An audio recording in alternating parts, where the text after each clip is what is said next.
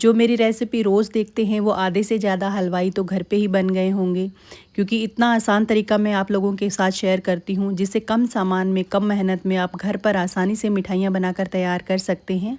तो आप मेरी सभी रेसिपीज़ को बहुत पसंद करते हैं। आगे बहुत से त्यौहार आने वाले हैं, तो इन त्योहारों में आप इस तरीके की आसान रेसिपी बनाकर तैयार कर सकते हैं। तो आज फिर से मैं आप लोगों के लिए एक ऐसी रेसिपी लेकर आई हूँ जिसे बनाने के लिए आपको बहुत ही कम सामान की ज़रूरत होगी। कम मेहनत में और कम सामान में बनने वाली ये मिठाई दिखने में जितनी ज़्यादा टेस्टी दिख रही है, बनाना इसे उतना ही आसान है। तो चलिए बनाना शुरू करते हैं ये शानदार सी मिठाई। तो सबसे पहले हम एक मिक्सी का जार लेंगे, इसमें डालेंगे थोड़े से काजू। अभी मेरे पास काजू ही अवेलेबल थे तो मैं काजू डाल रही हूँ। अगर आप काजू नहीं डालना चाहते हैं तो आप इसमें भुनी हुई मूंगफली भी डाल सकते हैं। 3 से 4 इलायची डालेंगे। 3/4 कटोरी चीनी डालेंगे। मीठा आप अपने अकॉर्डिंग कम या ज़्यादा कर सकते हैं। अगर आप थोड़ा ज़्यादा मीठा पसंद करते हैं तो थोड़ी सी चीनी और ऐड कर दीजिएगा। अब इन तीनों चीज़ों का एकदम बारीक सा पाउडर बनाकर तैयार करेंगे और पिसी हुई चीज़ों को एक कढ़ाई में निकाल लेंगे। जिस भी बर्तन में आप मिठाई बना रहे हैं उसमें आप इसे निकाल लीजिएगा। अगर आप इसमें ड्राई नट्स यूज़ नहीं करना चाहते हैं तो आप उन्हें स्किप भी कर सकते हैं। ये देखिए, इस तरीके से बिल्कुल बारीक सा पाउडर हमें बनाकर तैयार करना है। अगर आप इसे छानना चाहते हैं तो छान सकते हैं, लेकिन मेरी मिक्सी है वो बहुत बढ़िया से काम करती है, सभी चीज़ें एकदम बारीक पिस जाती है। अब हम इसमें डालेंगे 1 कटोरी दूध। इसी कटोरी से नाप कर मैं आपको सभी चीज़ें बताऊंगी। तो आपके पास गर्म या ठंडा जो भी दूध हो वो आप इसमें ले लीजिएगा। अगर कच्चा दूध है तो भी कोई दिक्कत नहीं है, कच्चा दूध भी आप इसमें ले सकते हैं क्योंकि इसे हमें पकाना है। काजू डालना पूरी तरह से ऑप्शनल है, अगर आपके पास अवेलेबल ना हो तो आप इन्हें स्किप भी कर सकते हैं। केवल आप दूध में चीनी और इलायची को पीसकर इसमें डाल दीजिएगा और मिक्स कर दीजिएगा। तो ये देखिए, चीनी है उसे हमने पीस कर डाला था तो ये अच्छे से दूध में मिक्स हो चुकी है।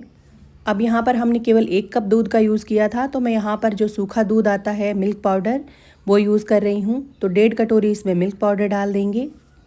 हलवाई भी जब इंस्टेंट मिठाइयाँ बनानी होती है तो मिल्क पाउडर से ही बनाते हैं।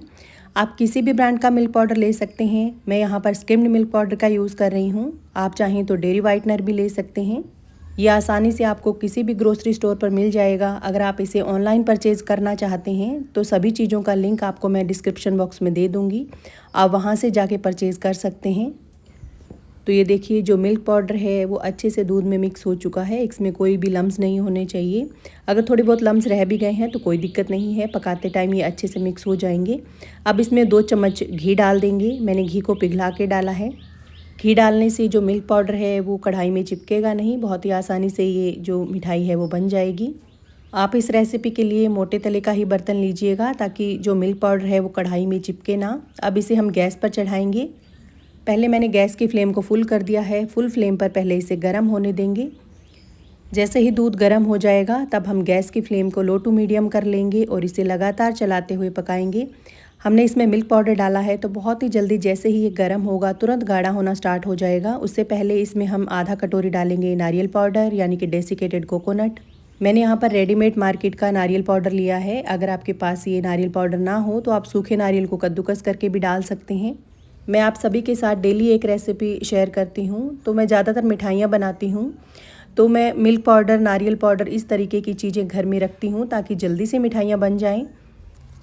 तो इसे लगातार चलाते हुए हम गाढ़ा होने तक पकाएंगे। ये देखिए, 1 से 2 मिनट में ही जैसे ही दूध को हीट लगेगी ये तुरंत इस तरीके से गाढ़ा होना स्टार्ट हो जाएगा। जब हम सभी चीज़ों को मिक्स करते हैं बस उसी में टाइम लगता है, इसे बनाने में ज़्यादा टाइम नहीं लगता है। बहुत ही आसानी से ये इस तरीके से गाढ़ा हो जाएगा। केवल 2 से 3 मिनट में ही ये स्टेज पर आ गया है। अब मैं इसमें 1 चम्मच घी और डाल रही हूँ ताकि ये कढ़ाई को छोड़ दे। घी डालना पूरी तरह से ऑप्शनल है। अगर आप घी की क्वांटिटी कम रखना चाहते हैं तो आप केवल 1 चम्मच घी में भी इसे बना सकते हैं। अगर घी ज़्यादा पसंद करते हैं तो घी की क्वांटिटी आप बढ़ा भी सकते हैं। तो इसे 1 से 1.5 मिनट और पका लेंगे। ये 1 से 1.5 मिनट में ये इस तरीके से बिल्कुल डो की फॉर्म में आ जाएगा। अभी मैंने गैस को बंद कर दिया है। जैसे जैसे ये ठंडा होता जाएगा हल्का सा टाइट हो जाएगा। गैस बंद करने के बाद अगर आप इसी कढ़ाई में इसे ठंडा कर रहे हैं तो बीच में थोड़ा थोड़ा इस तरीके से चलाते रहिएगा, नहीं तो कढ़ाई गर्म है, इसकी वजह से जो मिठाई का डो है वो नीचे से जल जाएगा। जैसे जैसे ये ठंडा होता जाएगा टाइट हो जाएगा। इसे हमें 70% तक ठंडा कर लेना है, ज़्यादा ठंडा नहीं करना है, नहीं तो ये टाइट हो जाएगा। ये देखिए, ये हल्का सा अभी गर्म है, पूरी तरह से ठंडा नहीं हुआ है, फिर भी ये देखिए इस तरीके से ये टाइट सा हो गया है। ये अभी भी हल्का गर्म है, बस इतना ठंडा है कि इसे हम हाथ से छू सकें। हाथ से हल्का सा इस तरीके से इसे मसल कर सॉफ्ट कर लेंगे, क्योंकि ठंडा होने के बाद ये हल्का सा टाइट हो गया है। अब इसकी हम रोल मिठाई बनाकर तैयार करेंगे। तो मिठाई के डो से 2 हिस्से कर लेंगे और इस तरीके से हम गोल गोल शेप देते हुए इसके रोल बनाएंगे। मैं आज इस मिठाई को रोल का शेप दे रही हूँ। आप चाहें तो आप इसे किसी कंटेनर में जमा कर बर्फ़ी बना सकते हैं, या फिर आप चाहें तो इसके पेड़े भी बना सकते हैं। तो इसी तरीके से मैंने 2 रोल है वो बनाकर तैयार कर लिए हैं। उसे इस तरीके से बटर पेपर पर रखेंगे और थोड़े से ड्राई फ्रूट्स कट करके इस तरीके से लगा देंगे, ताकि हमारी जो मिठाई है वो दिखने में और भी टेस्टी दिखे। ड्राई फ्रूट्स डालना पूरी तरह से ऑप्शनल है। अगर आप नहीं डालना चाहते हैं तो आप इसे प्लेन भी बना सकते हैं, लेकिन हल्का सा इस तरीके से इस पर कोई भी ड्राई फ्रूट स्प्रेड कर देंगे तो मिठाई हमारी दिखने में और भी टेस्टी दिखेगी। आप चाहें तो आप इस पर नारियल का बुरादा भी स्प्रेड कर सकते हैं, या फिर आप बिल्कुल इसे मार्केट जैसा लुक देना चाहते हैं तो आप इस पर चांदी का वर्क भी लगा सकते हैं। अब इसे इस तरीके से इस पेपर में रोल कर देंगे। अब इसी तरीके से हम दूसरा रोल भी बनाकर तैयार करेंगे। अब एक बटर पेपर लेंगे और उस पर हल्का सा घी से इस तरीके से ग्रीस कर देंगे, ताकि जो मिठाई का रोल है वो इस पर चिपके ना। आप चाहें तो इसकी जगह पर आप फॉइल पेपर भी ले सकते हैं, या फिर कोई भी कॉपी का प्लेन कागज़ ले लीजिएगा, उसे इस तरीके से हल्का सा ग्रीस कर देंगे तो ये बटर पेपर बन जाएगा। अब इसे भी हाथों से इस तरीके से शेप देंगे और इस पर भी हल्के से कटे हुए ड्राई फ्रूट्स इस तरीके से लगा देंगे।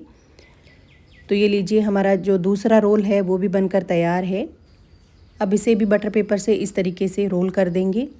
मैं इसे केवल 5 मिनट के लिए फ्रिज में रख रही हूँ। अगर आपके पास ज़्यादा टाइम है तो आप इसे 10 मिनट के लिए रख सकते हैं। मेरे पास टाइम नहीं है तो मैं इसे केवल 5 मिनट के लिए सेट होने के लिए रख रही हूँ।